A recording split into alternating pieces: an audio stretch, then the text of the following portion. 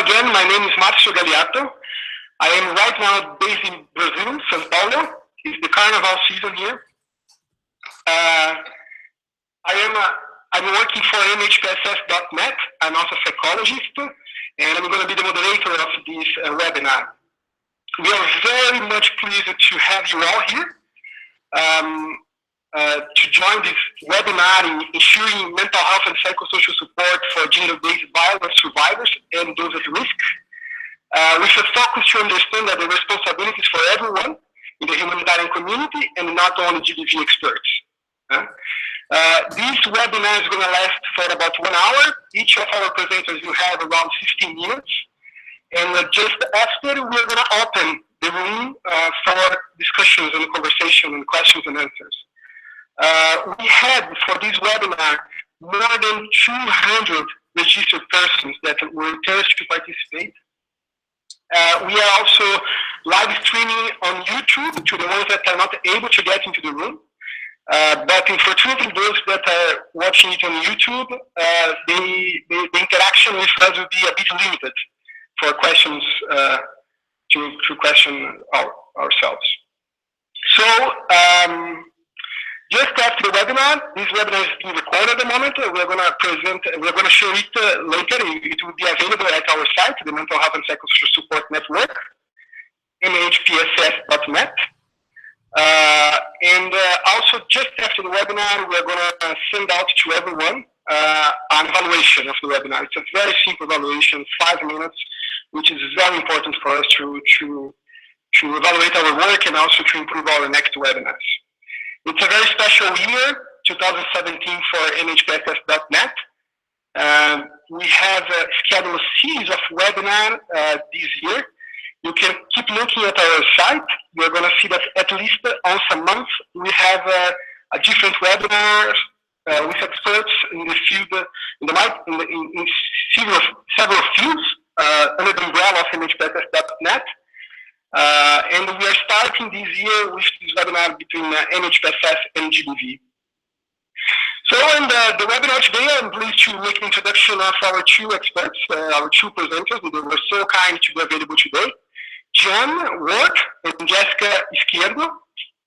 Jeanne is one really well internationally recognized expert on GBV. And she has been providing technical support for several international organizations, UN agencies, in developing and improving GBV-related research, not only research, but also policy, systems, programs. She's going to talk to us from Kenya, Nairobi, and she has been one of the leading persons for the publication, the last publication on guidelines for integrating gender-based violence interventions in humanitarian settings. Just after, we have Jessica Izquierdo. She's based in Geneva now. She's a public health expert focused on emergency response and community-driven development. She provides support and leadership across reproductive health and GBV programming in emergencies, and she has been working with several vulnerable populations in very complex settings across Africa, Asia, and Latin America. So I'm going to now pass the word to Jeanne. I'm going to turn off my cam, and then I will come back later. In case you have any question, please do write during the presentations. You have any question, you can use the side chat to write your question at any time, because we have some colleagues supporting this webinar. They are going to collect those questions for later. We're going to present that to Jeanne and Jessica. Okay. If you have also any question or any problem, you can also talk to the chat, and my colleagues are going to support you or address the issue. Jessica, the floor is yours. Okay, super. Thank you so much. So can we bring the PowerPoint up on the screen? While that's happening, I just want to say a big thank you to the hosts and to everyone who's joined us today. The response to this has been really thrilling for us, and Jessica and I feel very privileged to be part of this webinar. What I'm going to do today is provide a brief overview about the development of the revised GBV guidelines and give you a little bit of sense about the content. And then I'm going to try and focus very briefly on the recommendations in the guidelines that link to promoting mental health and psychosocial support of GBV survivors and those at risk. And then I'm going to transfer over to Jessica, who is going to talk about her experience rolling out the guidelines in Myanmar. Okay. So some of you may recognize the guidelines that are on your screen now. These are the 2005 guidelines. These 2000 guidelines, if you can look at my picture, are these, and you can see what size they are, okay? In 2015, we completed the revisions to these guidelines and created these guidelines. And let me just show you the difference in the size, which I'll explain to you as we get into the content of the guidelines. The revisions process was led by UNICEF and UNFPA on behalf of the GBV Area of Responsibility. For those of you who are familiar with the AOR, that's the global coordinating body for GBV and humanitarian action. The development of the guidelines was a 2.5-year process that involved intensive global and field consultations. The rollout, the guidelines were published in September 2015, and in 2016 was the beginning of the rollout that's being supported by a global reference group comprised of the GBV AOR members. In terms of the changes from the 2005 guidelines to the 2015 guidelines, they really reflect a shift in the humanitarian architecture. We've introduced clusters since 2005. The guidelines also recognized our need to address not only gender-based violence in conflict-affected settings, but in all humanitarian contexts, including natural disasters.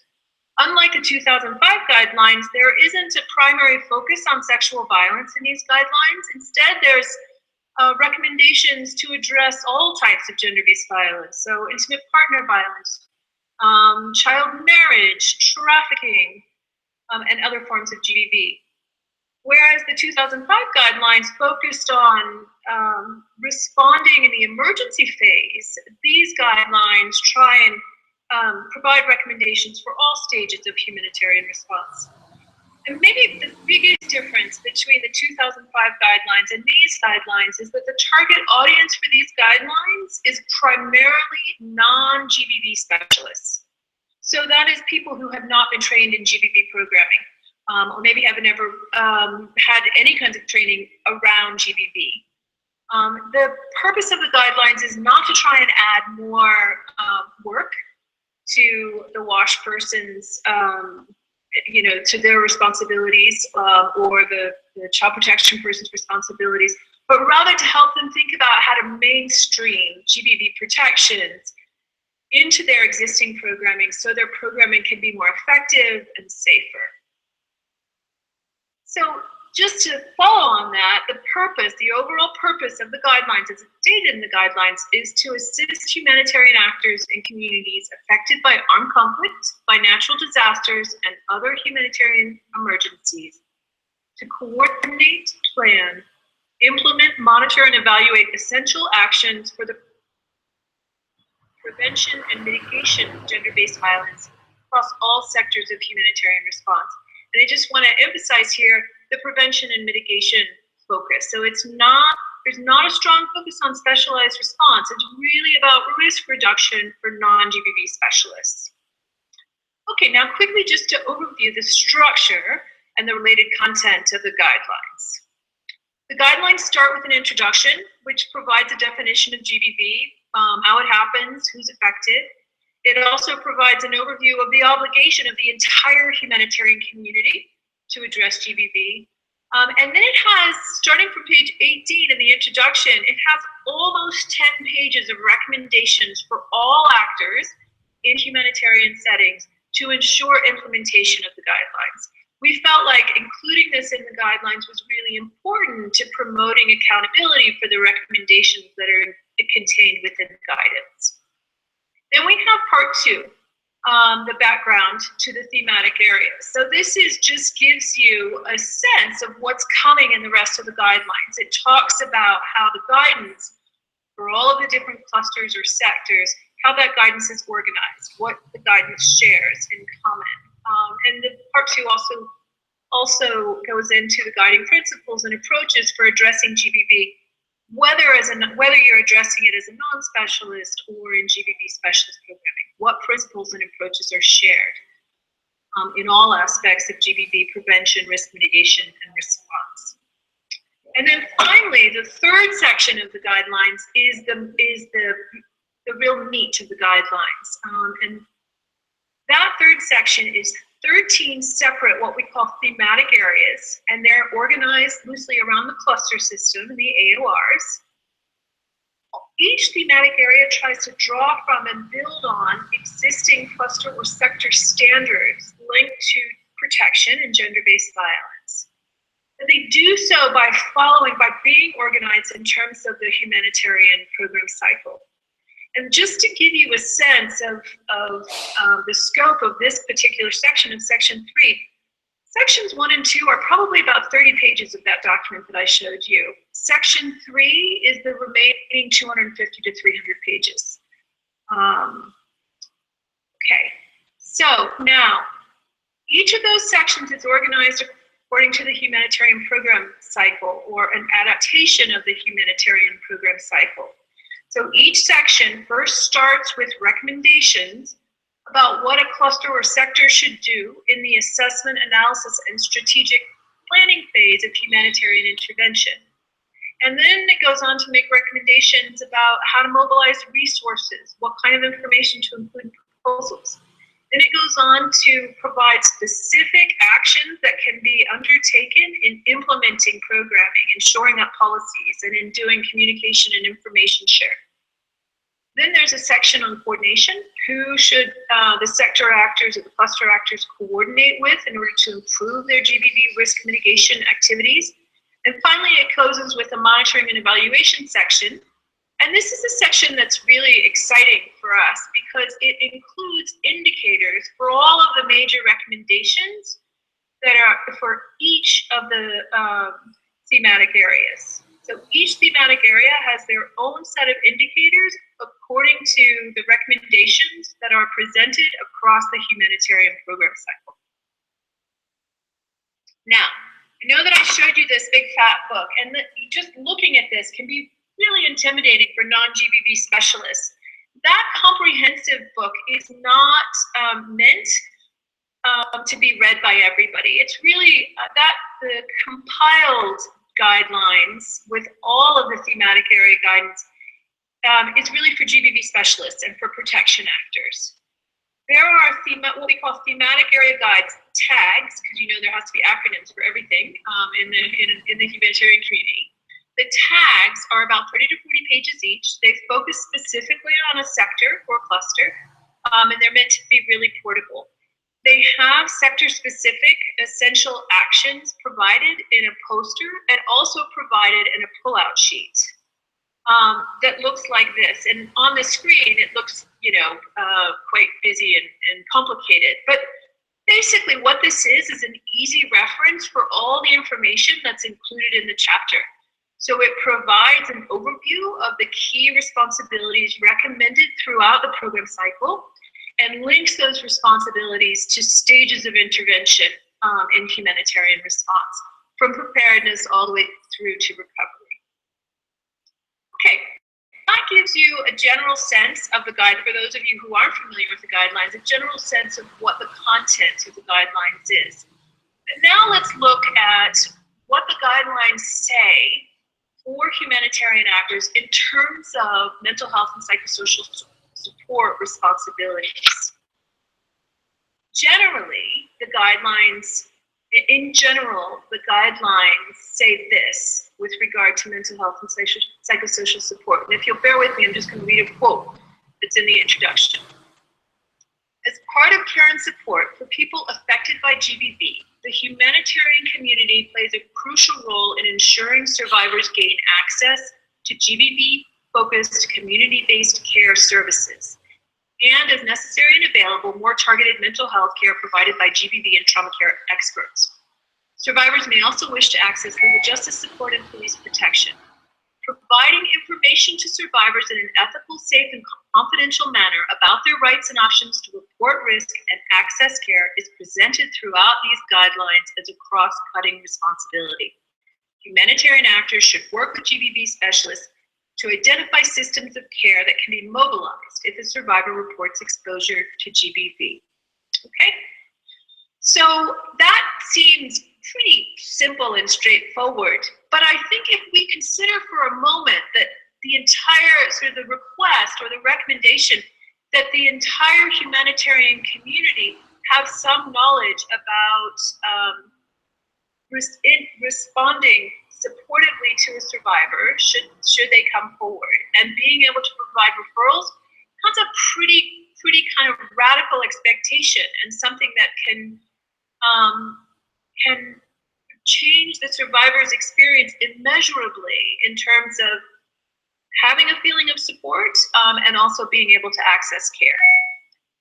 So now I'm just going to very briefly go through some of the recommendations that are in the sector-specific guidance, and I'm going to use the camp coordination and camp management section as an example. Okay, so as we said, all of the sector guidance is organized in terms of the program cycle. So it starts with assessment, analysis, and strategic planning. In this section, there are recommendations about areas of inquiry for assessments to determine the extent to which CCCM staff and stakeholders are trained on issues of GBV and gender, women's, and human rights, and whether or not they're trained on how to supportively engage with survivors and provide them information about referrals for safe and ethical and confidential care. So the idea is that at the very beginning of the humanitarian intervention, you conduct an assessment to see where the actors within a particular sector are at in terms of their ability to provide this initial support to survivors and those at risk. Then we move on to resource mobilization, and within the resource mobilization section, we basically say, look, when you're drafting a proposal, include a request for funding to train your people. If you find out as a result of the assessment that your folks haven't had sufficient training in psychological first aid, in referral mechanisms, or in just basic concepts related to gender and GBV. And then we go on to implementation, and I'm just going to read this out because I think this is where the most specific information comes in terms of what our recommendations are for integrating a mental health and psychosocial action within sector activities. So we have a recommendation here. CCCM should consult with GBV specialists to identify safe, confidential, and appropriate systems of care, that is referral pathways for survivors, and ensure CCCM staff have the basic skills to provide them with information on where they can obtain support. So you can see this specific guidance on CCCM echoes the overall general guidance that I started this section with. And then it goes on to say, ensure that all CCCM personnel who engage with affected populations have written information, and that's important, written information about where to refer survivors for care and support. And that written information should be regularly updated.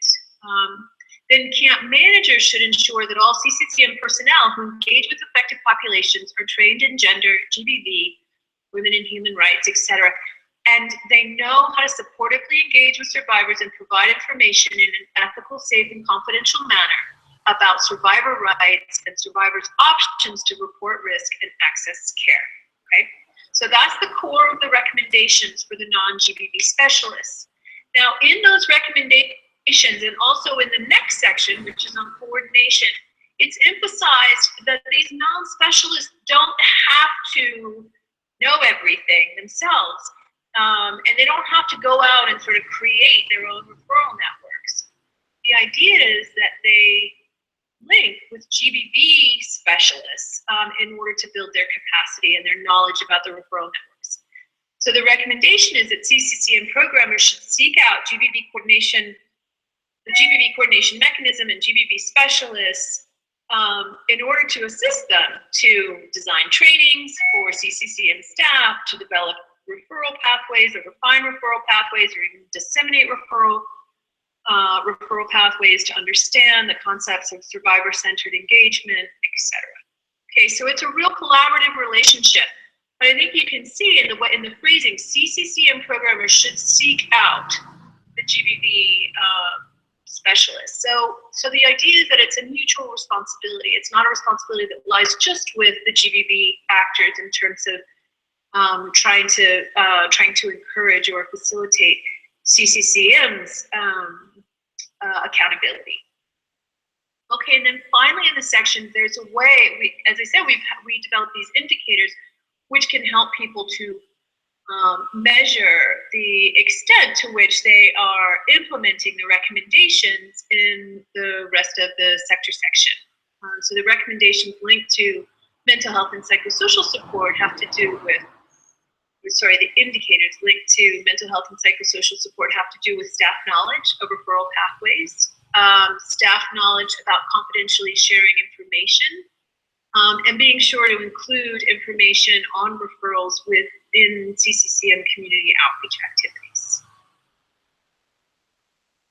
So that basically gives you a sense, an overview of how GBV, the mental health and psychosocial support issues are integrated into the GBV sector guidance for non-specialists.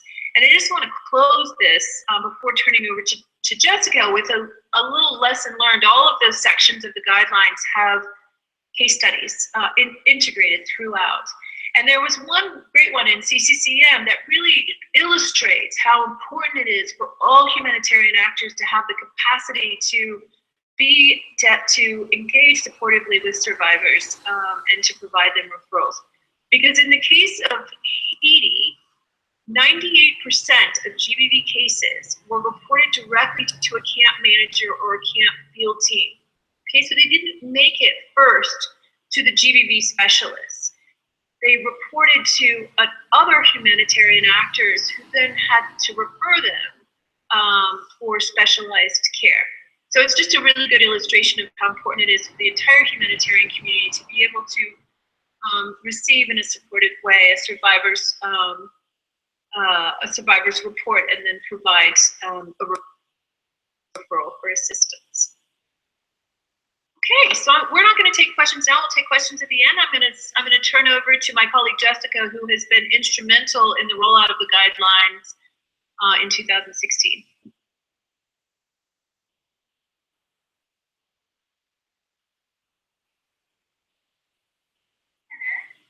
My name is Jessica.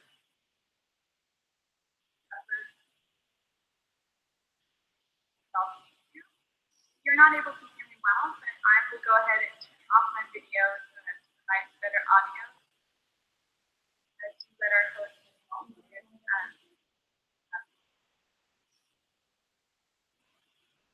the video I can ask to switch over to connect.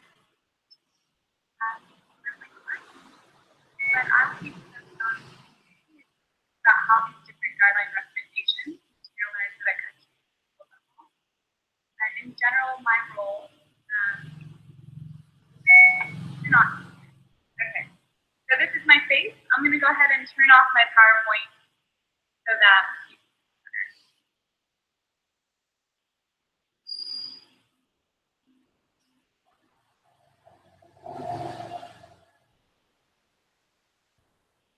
okay.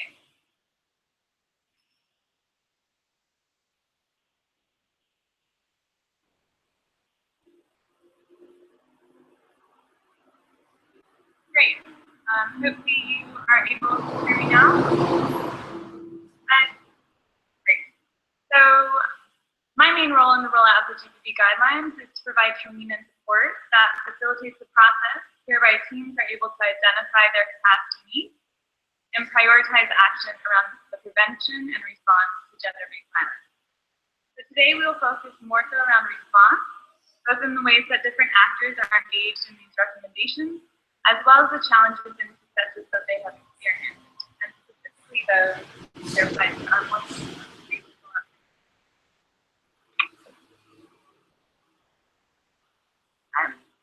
when we're looking at Myanmar, many of us who have worked there know that it's an incredible country with incredible people that constantly demonstrate the grand strides that they take to protect and support their communities.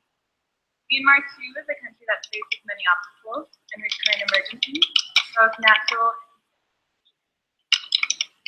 and this only further emphasizes the opportunity for teams to support these communities and to understand the protection risks that are inherent during these times of fluctuation. Now, the rollout of the guidelines in Myanmar focused across several sectors or clusters, which included WASH, CPPM, shelter, protection, child protection, health, food security, livelihoods, and inclusion. In addition to Yangon, the rollout occurred in 2 states, those being Kachin and Rakhine, which you will find reference to throughout this conversation. And really, when we're talking about training humanitarian actors on responding to closure of GBV and GBV incidents, we are focusing on climate suppression and differentiation on the roles and responsibilities of specialized actors along with specialized actors. As a part of this, we seek to ensure that all actors first understand how to respectfully and supportively engage with survivors and provide risk reporting and/or referral information in an ethical, safe, and confidential manner, using case scenarios and examples pertinent to the local response and sector. We sensitize teams on how to respond to survivors, guiding or using the guiding principles such as survivor-centered. These activities allow participants the opportunities to consider how to restore the safety and autonomy of survivors through these. One of the settings that we worked in was Rakhine State, as mentioned, where we see intercommunal tensions as well as constraints on freedom of movement and restrictive policies and practices that affect both displaced persons in camps as well as those living in surrounding communities. For the Muslim population in Rakhine, just a moment, I think we're hearing that the sound is still difficult. Marcio, can you confirm if it's better?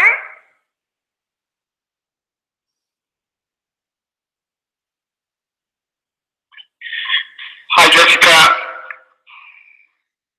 Yes, can you confirm if people are able to hear or if there's still challenges? I can hear you, but it's going up and down. Sabrina and Ananda from Sri Lanka, can you guys hear her well? Alright, let's try. Don't worry, we have time. Any better now? Yes, it's better now. Keep it going. If there's any problem, we'll let you know.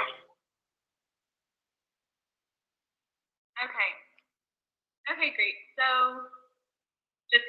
just audibly flag me, because now I have my computer down.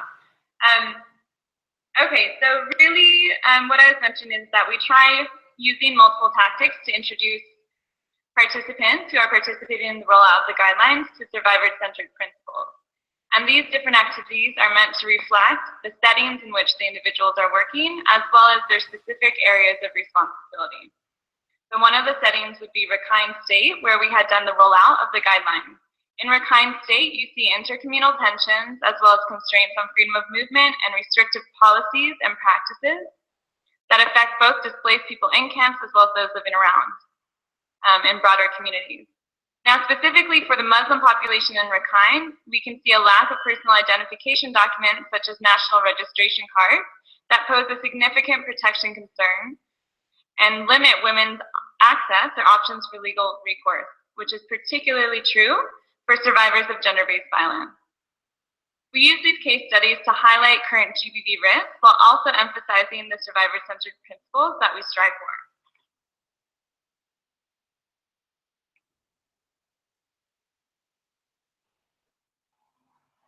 One of the other settings that we look at in Myanmar is in the north of Myanmar, that being Kachin. Here we see the armed conflict continues, causing pockets of new and secondary displacement, with nearly half the displaced population located beyond government control, which greatly restricts humanitarian access. Due to the proximity of armed personnel to civilians and challenges in accessing services, we find the introduction of many new protection risks that relate to GBV, both those that can increase tensions within homes and relate to intimate partner violence and domestic violence, as well as those external to homes or even to the country, as we see with trafficking. In these trainings, we work with teams to adapt case scenarios to their sectors, emphasizing their roles and responsibilities in any case of GBV. And in this scenario, as expressed by some partners in Kachin for the CCCM cluster, we found that it can be difficult for staff to identify the appropriate person to support in such complicated cases as when a survivor does not want to disclose or access services, or when there are repeating abuses. Once teams understand the value of survivor-centered principles and how they function to protect the safety of survivors, we discuss the current referral pathways that they have in place. Most teams understand the value of referrals, the services that should be available, and why they exist. However, they often also cite the inherent challenges in any given setting.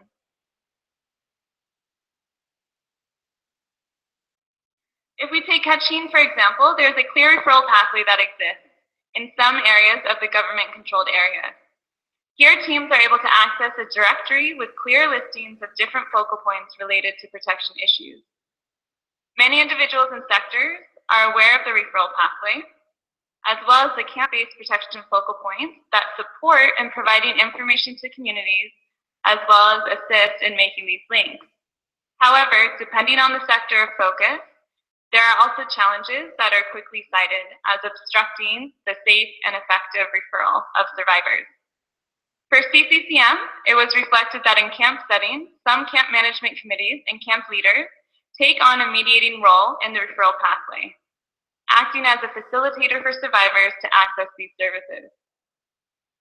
The challenges experienced in these informal mediation processes, however, would often compromise confidentiality as the wider community can learn about the survivor's experience.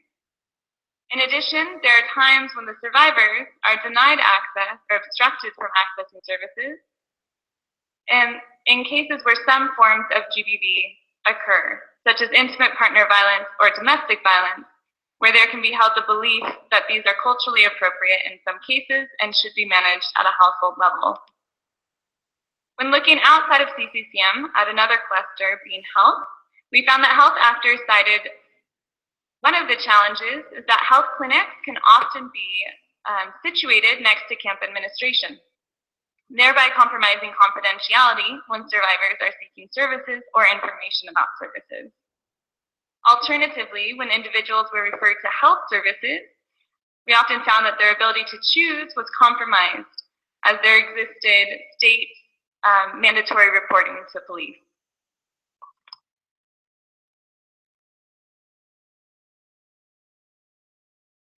From these discussions, teams were able to look at an array of support, both in mental health and psychosocial well-being of GBV survivors and communities.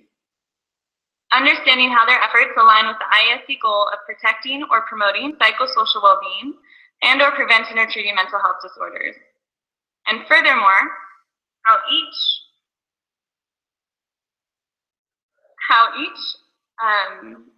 section of the mental health and psychosocial support pyramid works toward that goal in a different way. Now at the bottom we have social considerations and basic needs and security. Teams in Rakhine identified providing a secure environment, building latrines with gender considerations in mind, and family tracing and reunification, all within basic services and security. Separately in Kachin, they emphasized the separation of camp administration from health clinics, as mentioned. Then when moving up the pyramid, we have programming that aims to strengthen family and community networks that already exist. Here, teams in Kachin emphasize the development and staffing of child-friendly spaces and women's discussion groups. Above this level, we focus on non-specialized support, targeted more towards the particular psychosocial needs of individuals or small groups. And it is on this level that we introduce the role of psychological first aid. Here, teams from Kachin emphasized the potential for further training and engagement of protection focal points and community health workers across specific community groups. So for example, taking nutrition and growth monitoring, where we see a higher number of women congregating together. And lastly, at the top level, we have specialized services for more severe psychological needs provided by a specialist, which most teams were able to recognize within the scope of each of their own work that they weren't able to provide counseling and further support at this level. The pyramid really allows teams and sectors to understand how they are promoting psychosocial support at various levels and preventing mental health disorders through sectoral programming as non-GBV specialists. This is a precursor for understanding what psychological first aid is, both in its opportunities to support survivors and in its parameters to prevent survivors from experiencing further harm. In training on psychological first aid, the importance is placed on the first step and the time required to do this successfully.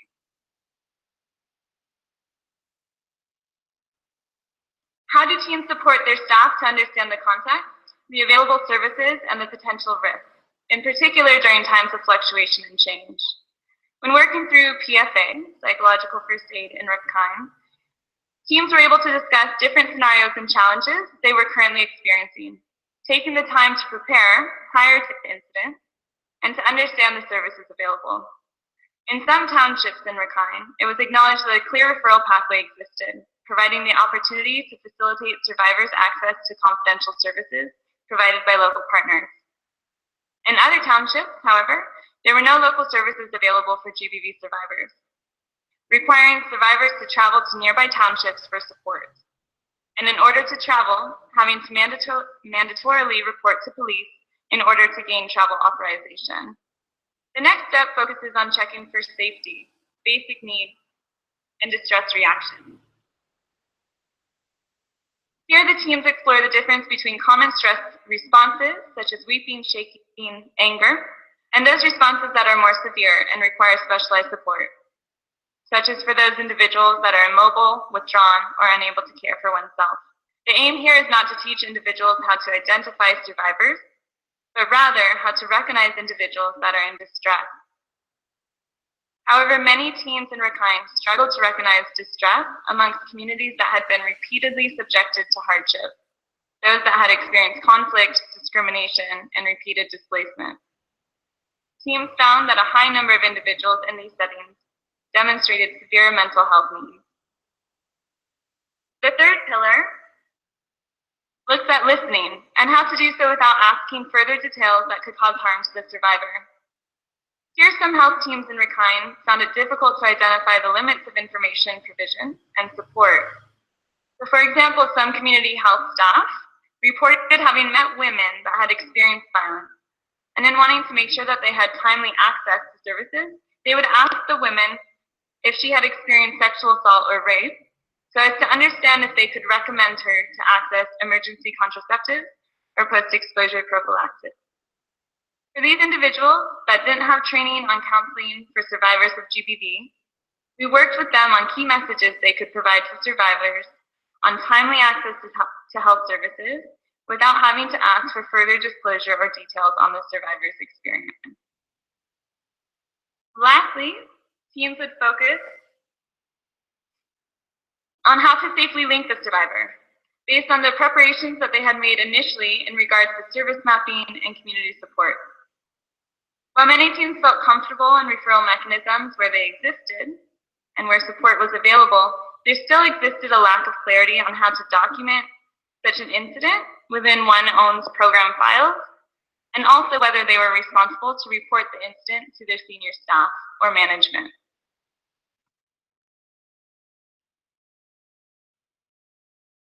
In moving through these steps and practices with humanitarian teams, such as in this case scenario, highlighting the specific protection needs of children in regards to the best interest of the child, consent, and safeguarding, we are really able to highlight and in most cases re-emphasize the roles and responsibilities of all humanitarian actors in responding to GBV. In each of the locations of the trainings, we're able to work alongside cluster coordinators and the GBV subcluster to understand the gaps and the opportunities and how to align our discussions and key messages within the ongoing strategies and support that they provide to their teams on the ground. Throughout the discussions, there were some challenges that were recognized by teams, in particular on the support needs that they required.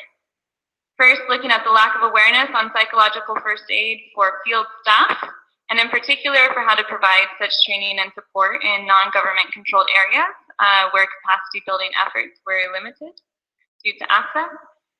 Second, looking at the restricted introduction currently around protection of sexual exploitation and abuse. Many teams reported not being familiar with reporting protocols for GBV that would occur as perpetrated by humanitarian actors, and not knowing exactly what response they would take in such an incident.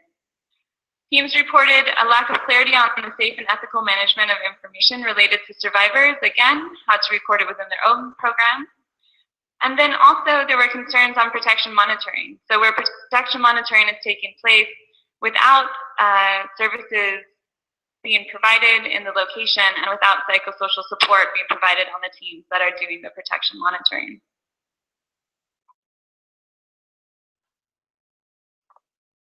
Challenges withstanding, the GBV subcluster and individual clusters have made great strides toward accomplishing the recommendations reflected in these guidelines. There has been training and support on protection mainstreaming that has introduced many national actors and staff to protection risks, including those related to GBV. Teams are aware of SOPs where there are services existing, and they're advocates where there are not. Considerations for providers of last resort and related capacity building efforts are being considered where there are no services available. And the GBV subcluster and specialists continue to align mainstreaming efforts through all sectors that are active within the responses across Myanmar.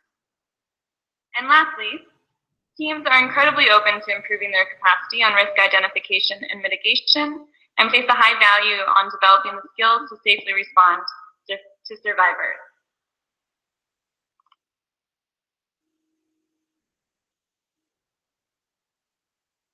So in short, the majority really of this work is being done on a field level and greatly supported by the GBV subcluster. Here you will see the contact information for those who are working on the guidelines. Listed as well is Lucy Stevens, who is managing the rollout from UNFPA side in Myanmar. And we remain available for any questions regarding the guidelines, regarding future trainings and interest that you have in this material. And of course, Lucy has generously made herself available to support on any questions regarding Myanmar itself. So thank you very much for your time, and we look forward to working with you. Thank you so much, Jessica. So we have a couple of questions here now. The next 15 minutes, we are going to try to respond to all these questions. And after that, if you still have any question, you can send that to Sabrina. I think you all have sent your registration to Sabrina, so you have her email, and then we're going to find out a way that we can connect and get your question answered. So a couple of questions that we have now here. The first question to Jeanne from, it's a question from Karina from Sweden, which is also a comment from Maisa from Syria. I'm sorry if I'm not saying the name the correct way. The question from both of them, more or less, is to you, Jeanne, is what, in many areas where there are no GBV specialists, and very few to refer to, what we can do in those cases? In your presentation, Jeanne, you emphasized very much the importance of referral, but also in the field, the services, this kind of services, are not available at all. So what could be done in that sense? Which is similar question from Aisla from Syria, where she's saying that she noticed in her work there is a lack of expertise and qualified professionals to provide GBV services. And the non-specialized workers, they need capacity building, training on how to provide very basic support and refer cases, in addition to maintaining the confidentiality of such cases. Jen, the room is yours, and then I'm gonna just have to send the question to Jessica. I know that there are some people on YouTube that are also watching it. We're trying to get their questions as well, and a big number of people from YouTube that is also watching us. Go ahead, Jen. I cannot hear you. You are still muted. Jeanne, you are still muted. Yeah, okay. I can hear me now. Great. Yeah, go ahead. So, thank you for the question. It's a great question. It's a burning question for GBV specialists working in humanitarian settings around the world. We know that in most settings, there are insufficient services for the scope of the problem. In general, I want to say that the guidelines, in general, I want to say that there should be GBV specialists operating at the national level to whom the sector or cluster actors should engage in order to, at minimum, scale up cluster or sector actors' ability to provide a kind of supportive response to a survivor should there be an interaction or an interface with the survivor. In terms of the referrals, I mean, I think we can really see from Jessica's example in Myanmar how the work is adapted based on whether or not there is an adequate referral system. So, on the one hand, if there is Jessica showed a really great referral network, a sheet of paper with a referral network on it, and that would be something that humanitarian actors would carry in their notebooks, or carry in their back pockets. And in those settings where you've got the referral network in place, it's great. In the settings where you don't, then I think Jessica was suggesting that you do this kind of minimum training on psychological first aid as the referral capacity is being built up. And linked to that, I want to say that the GBV guidelines are not just about the accountability of non-GBV specialists to improve risk mitigation strategies on GBV.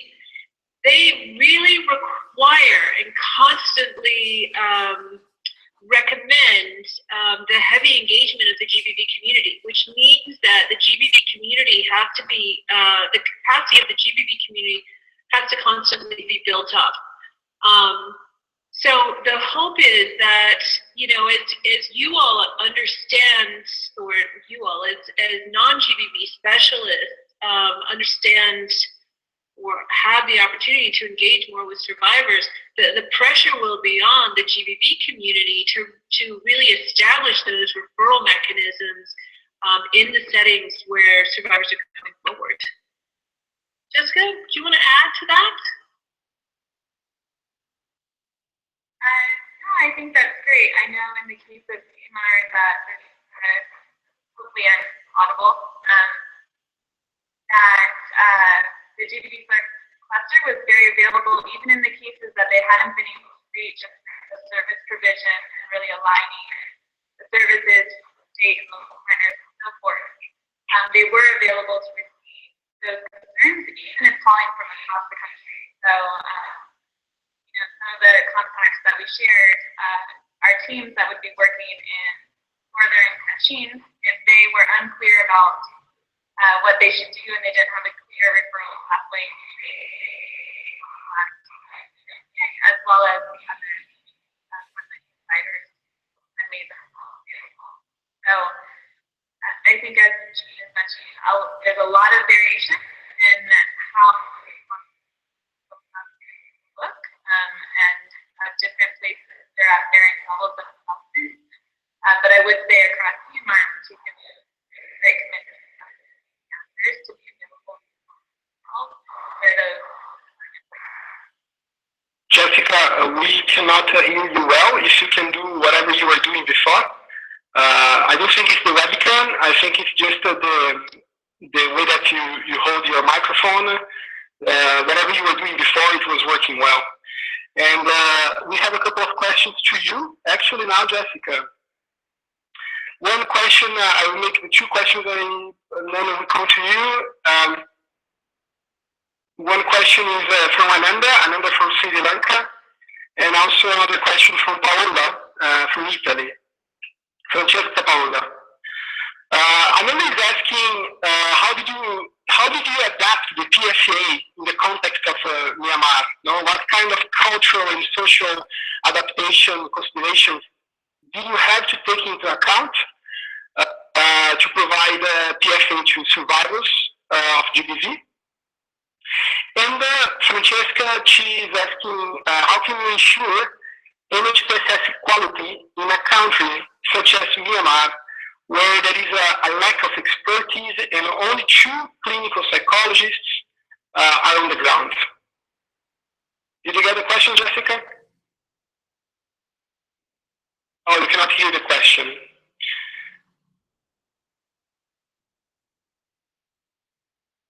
I will repeat the question then. Can you hear me, Jessica? I can. You can hear me? Okay, great. So my question, there are 2 questions here. One from Ananda, Sri Lanka. He's asking, how did you adapt the PSA to Myanmar? So what kind of cultural and social considerations you had to take into account in offering PSA to GBV survivors? And the other question is how to ensure MHPSS equality in Myanmar, where you have a huge lack of expertise, which it seems to be that there are only 2 clinical psychologists on the ground.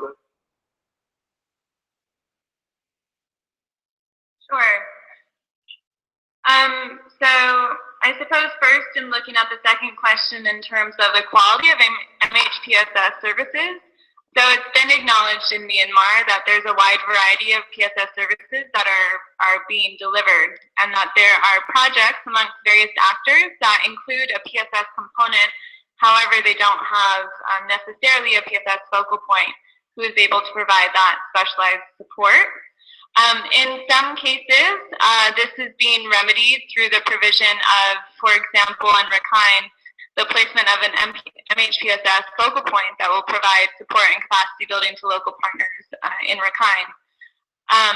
In other places, the MHPSS working group based in Yangon has taken stock of the situation, and they're currently looking at developing minimum standards for understanding what MHPSS services are and the qualifications and necessary competencies in order to deliver them. So I believe the first step in terms of where the teams were when I was in Myanmar just a few weeks ago was really on providing awareness of what MHPSS is, the different levels of specialized services, so as to understand what the parameters are and why you wouldn't move beyond the own competencies that you offer.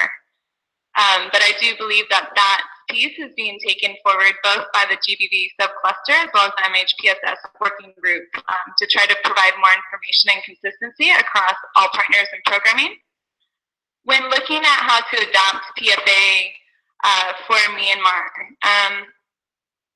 I mean, I think in every circumstance, similar to what we were explaining before, there are different referral services and pathways that exist or that don't exist. Similarly, based on some of the case scenarios that were offered earlier in terms of looking at the specific response and the programming that's being provided, so whether in camps or in townships or broader communities, and understanding what some of the cultural barriers might be in any one of those places. So, for example, looking at psychological first aid amongst camp managers in Kachin, there was a clear process that some of the teams had gone through in some camps in order to move from this more informal traditional mediation practice where camp committees were participating more in the mediation of accessing services to having a clearer and more formalized and hope to be safer referral of survivors through the identified service providers that could maintain confidentiality and safety. So I think in terms of the services that you refer to, in terms of preparedness, that certainly varies across countries, but in the case of Myanmar, very much so across the country and even within any one of the states, depending on the response and the setting.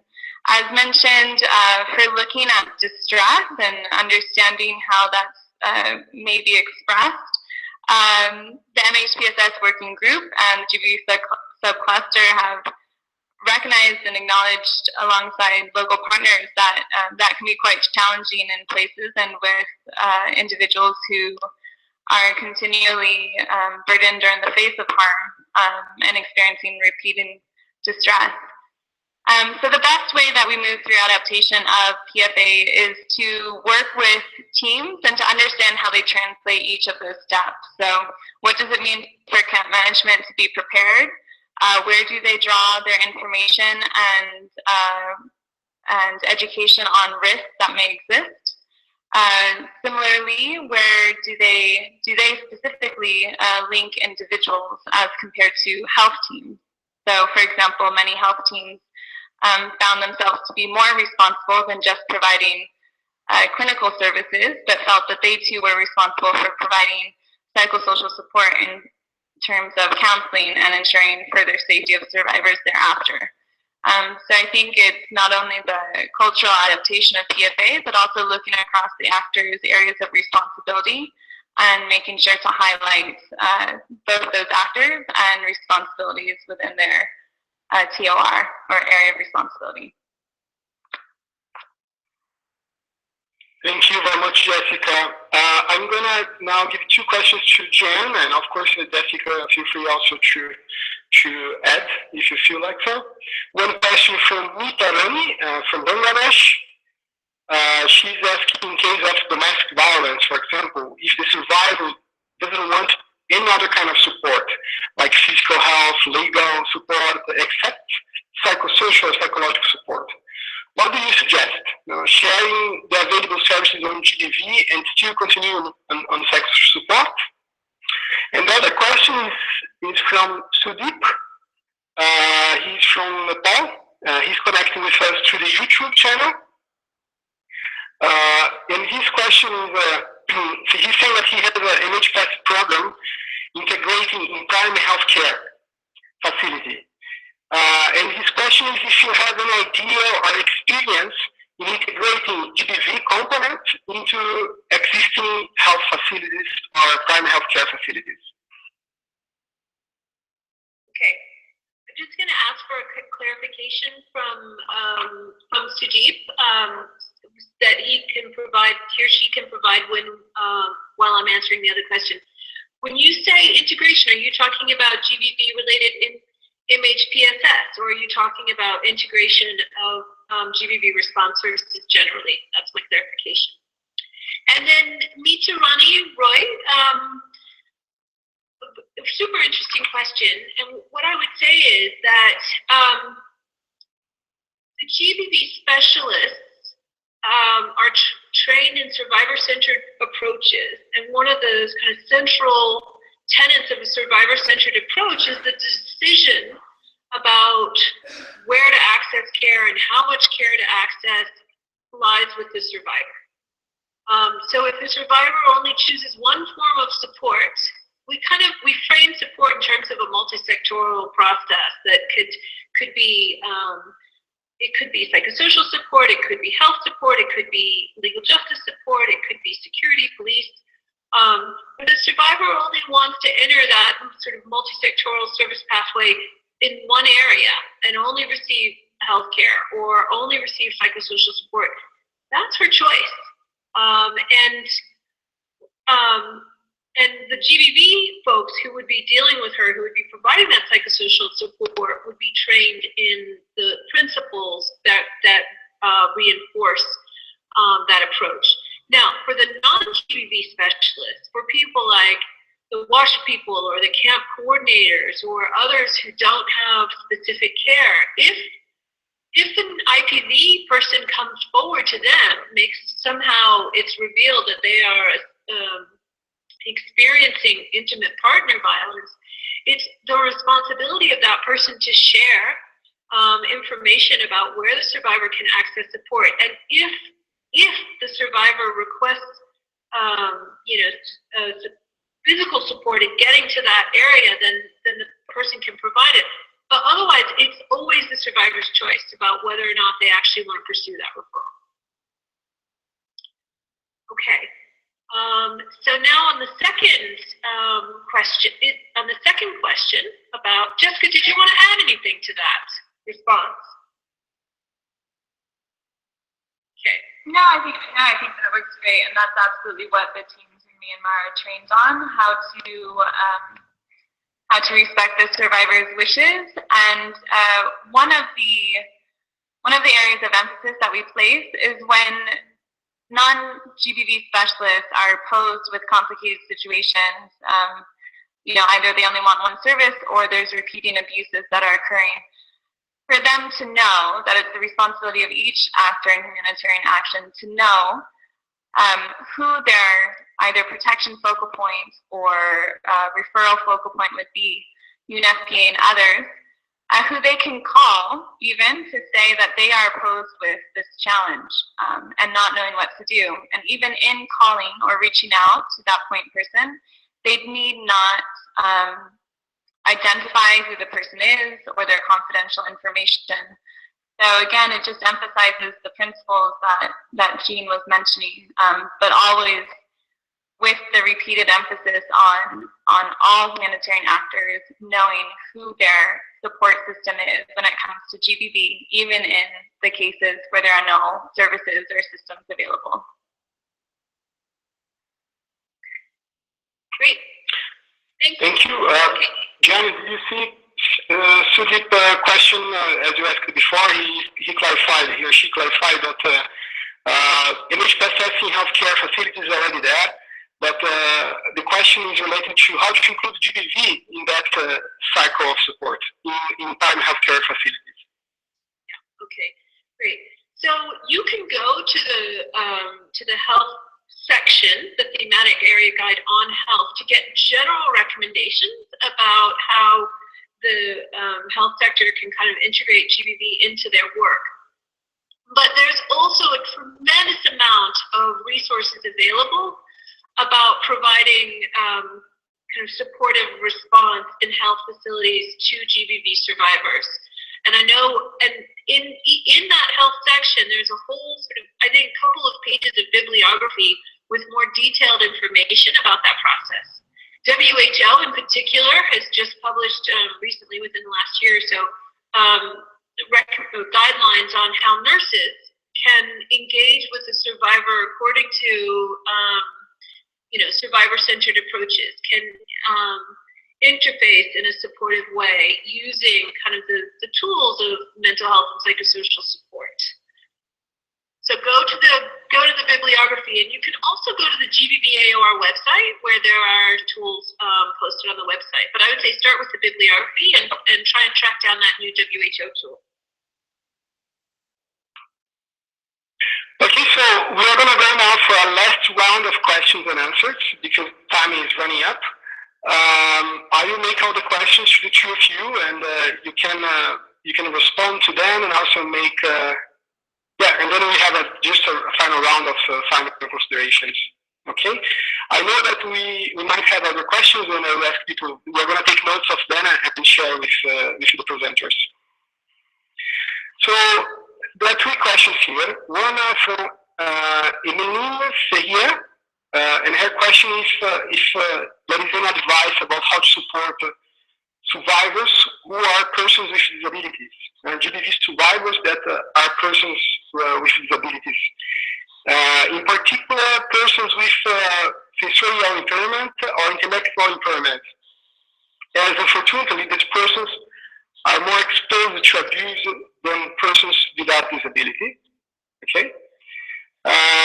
And then Jessica, there is a question that's particularly for you from Oshia Yacob. His question is, in the camps, the victims of GBV can get access different support because of different agencies working in the camps, including the camp manager and the police. But what about GBV cases that are not in the camps, which consider that there is a very limited number of support? And then the last question from Julia Kende. Her question is if MHPSS could provide the resources to MHPSS GBV cases, needs assessment or questionnaire, to gain some kind of baseline data in a camp context that primarily hosts Syrians and Afghans.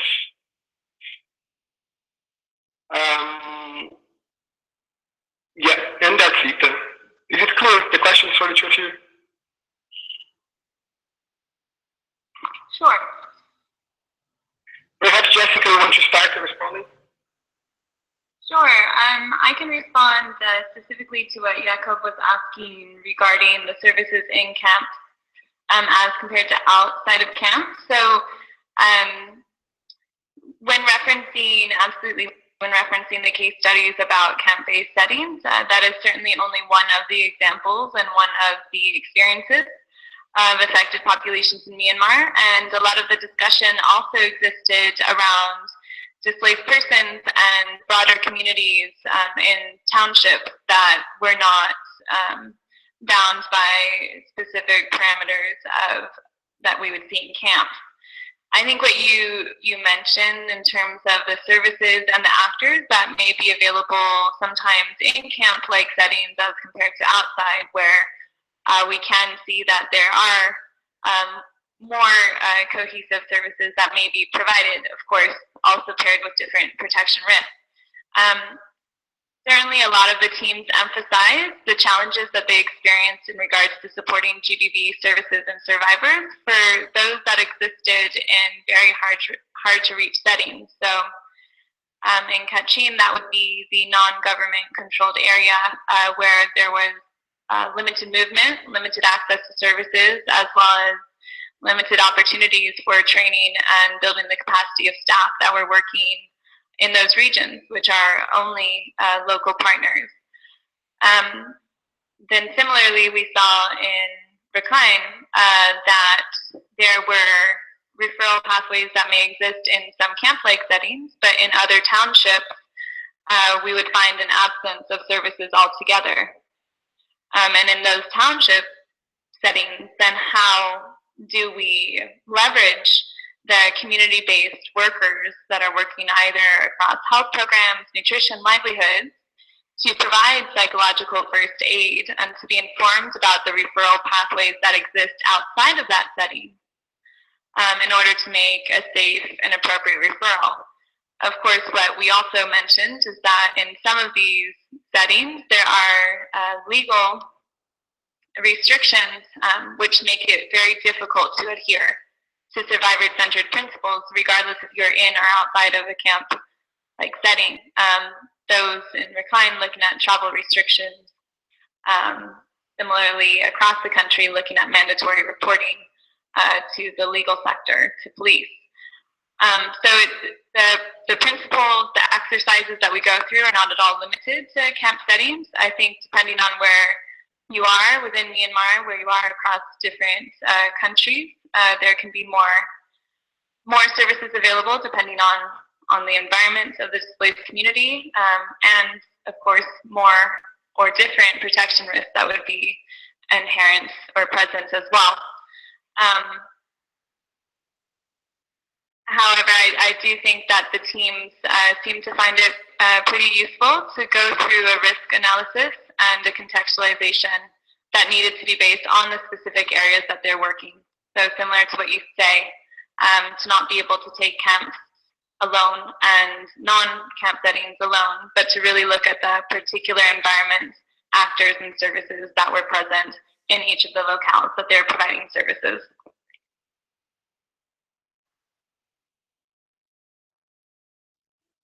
Jeanne, over to you for any of the others. Okay. Great. So let me just jump in on the question about persons with disabilities. I don't think that we do enough in the GBV community to address the needs of persons with disabilities, and I totally agree with your point that they can be particularly at risk for multiple forms of gender-based violence. That said, we got a lot of wonderful input in during the development of the guidelines from disabilities experts, and we shifted from the 2005 guidelines, which I can't remember the exact number, but maybe had 2 or 5 references to disability issues to about, I think, over 200 or 300 references to issues of disability in the 2015 guidelines. And what we try and do is give, in our recommendations, to talk about in communications and information sharing, for example, to think about how you communicate with people who are differently abled, who might be have some sort of visual impairment or hearing impairment, and how you can communicate with them. So there are in terms of sort of concrete recommendations of access. Say we were talking about camp coordination and camp management. There's specific recommendations about how you build structures so that people with disabilities can actually access those structures in order to receive support. So they're integrated throughout, and there are also in the GBV specialist community, kind of, especially through the Women's Commission, increasing guidance on how to work with people with disabilities around GBV, but I think it's still an area for growth for all of us.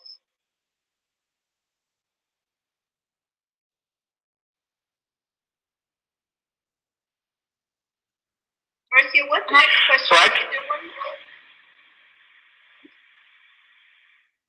I was just going to add that working across the other sectors, the non-GBV specialists, that there is constantly the focus on how to make sure that services are accessible to persons with disabilities, physical or otherwise.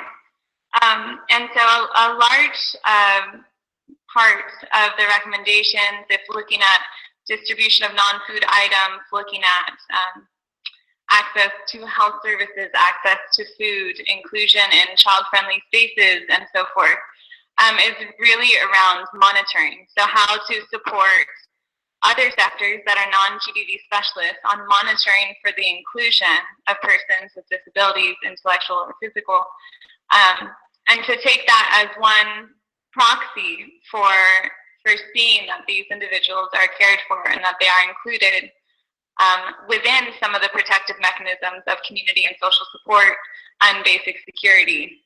Teams certainly emphasize that when looking at those monitoring systems, that it is challenging to move towards a household level and looking at caretakers to make sure that you really do see what the reflection of those services and the way that those services are designed, how they are being reflected at a home level for those particular individuals.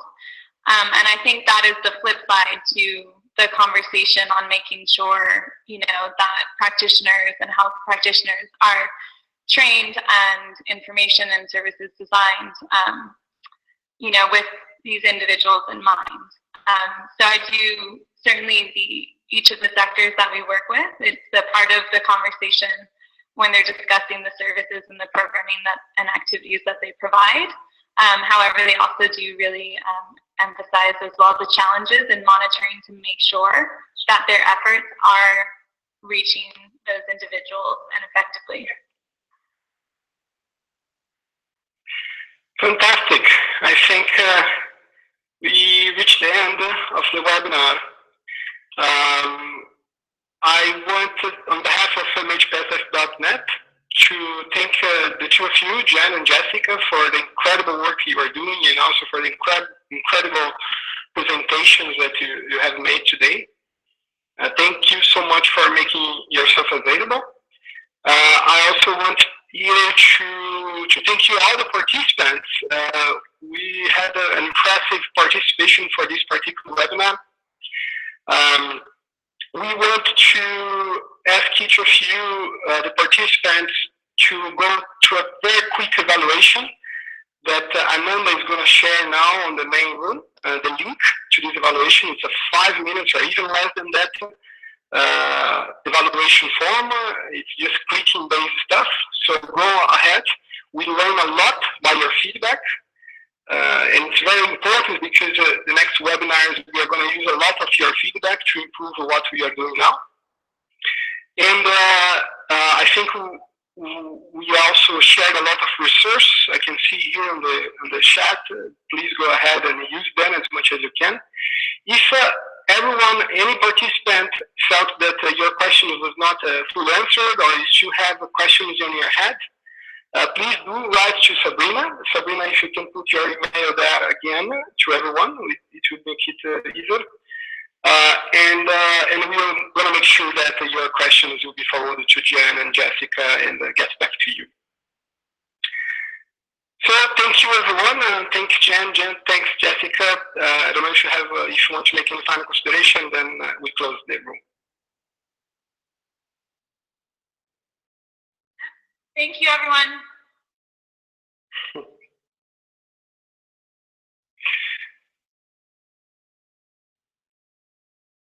Thank you, everybody, and we'll be in touch soon. And this webinar that has been recorded is going to be available very soon, the link at our site. Thanks a lot.